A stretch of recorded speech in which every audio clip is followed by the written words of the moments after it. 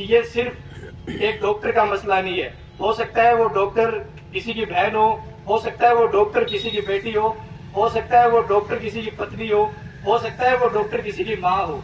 ये मानवता की लड़ाई है और इस आंदोलन के अंदर आए हुए तमाम लोग वो किसी भी संगठन या किसी भी बिरादरी के नहीं है। वो एक मानव और मानव की लड़ाई को मजबूती से लड़ेगा। उस दिन ये जो आज जो घिनौने अपराध हो रहे हैं ये होने बंद हो जाएंगे। मैं आपको दावे के साथ कह सकता हूं, हो सकता है इंसान पुरुष का परिवार के अंदर ज्यादा उसको महत्व मिलता हो, ज्यादा उसको समाज के अंदर महत्व मिलता हो, लेकिन महिला बाल श्रम की यदि सरकारी रिकॉर्ड निकाला जाए तो ये इतिहास की सबसे बड़ी चोरी पकड़ी जाएगी। सबसे बड़ा योगदान इस समाज के अंदर किसी का है तो वो महिलाओं का है। लेकिन फिर भी हम कहते हैं कि नहीं, महिलाओं को बाहर नहीं जाना चाहिए, काम नहीं करना चाहिए। अरे हमारा खुद का हम घर जाते हैं, हमारे पिताजी या जो भी पुरुष है उनका लड़का घर पे 12 बजे रात को आता है तो वो उससे सवाल नहीं करते हैं कि 12 बजे तक वो कहाँ था, क्या कर रहा था। लेकिन हमारी बेटी जब 12 बजे तक रात को 8 बज जाते हैं वो घर नहीं आती है तो हम फोन करके पूछते हैं कि बेटी कहाँ हो आप, आपको लेने के लिए, आपको लेने के लिए भेजे। जिस दिन बेटों से सवाल करना शुरू कर देंगे कि बेटा कहाँ हो, रात को 12 बजे घर कैसे आते हो, 8 बजे क्यों नहीं आते हो, उस दिन ये अपराध होने बंद हो जाएंगे। अभी मैं बैठा था, डॉक्टर साहब ने यहाँ एक मैडम बैठे थे और मैडम की गाड़ी का नंबर इन्होंने बोला कि मैडम आपकी गाड़ी सड़क के बीच में खड़ी है, उनको साइड कर दीजिए। डॉक्टर साहब ने यहाँ से एक पीछे अपने किसी परिचित भाई बंधु को आवाज लगाई कि आप आइए और गाड़ी को साइड करिए। यहीं से हमें सीखना चाहिए कि मैडम ने कहा नहीं, वो लड़का नहीं, मैं खुद जाके हटाऊंगी। और मैं कहता हूँ जिस दिन आप लठ डंडे उठा लोगे मारने के लिए, उस दिन ये अपराध होने बंद हो जाएंगे। ये जो समानता थी, यही समानता हम समाज में लाने की बात करते हैं।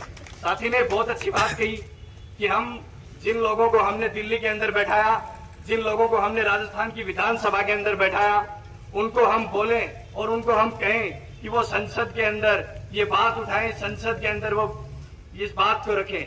हम दिल्ली जाएं उनके पास। अरे भाई, जब वोट का टाइम आता है तब तो वो हमारे घर जाते हैं, हमारे खेत के पड़ोसी बन जाते हैं, हमारे रिश्तेदार बन जाते हैं। और जब कोई मुद्दे की बात होती है तब हमें दिल्ली जाना पड़ता है। हमें ऐसे नेता का चुनाव करना चाहिए जो दिल्ली नहीं, आपके इस मंच के ऊपर आकर बैठे और आपकी बात सुने और आपके साथ कंधे से कंधा मिलाकर ये कहे कि आप लोग सही हो, मेरी बात माने या न माने, लेकिन मैं इस बात को संसद में और इस बात को जिस पटल के ऊपर मैं रख सकता हूँ वहां मजबूती के साथ रखूंगा।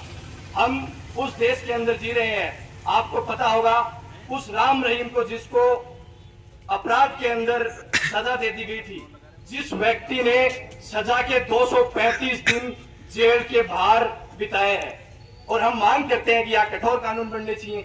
ऐसे कानून इस देश के अंदर है। रेप के अंदर जिन लोगों को सजा हो चुकी है वो लोग पैरोल के ऊपर बाहर आ जाते हैं। आपने देखा होगा अभी हम जिस कोलकाता की बात कर रहे हैं, हमारे खेतड़ी के बवाई के अंदर देखिएगा आप, हाल ही के अंदर जो एक CHC के अंदर एक बच्ची का मर्डर हुआ है, उसकी आप हिस्ट्री पढ़िएगा।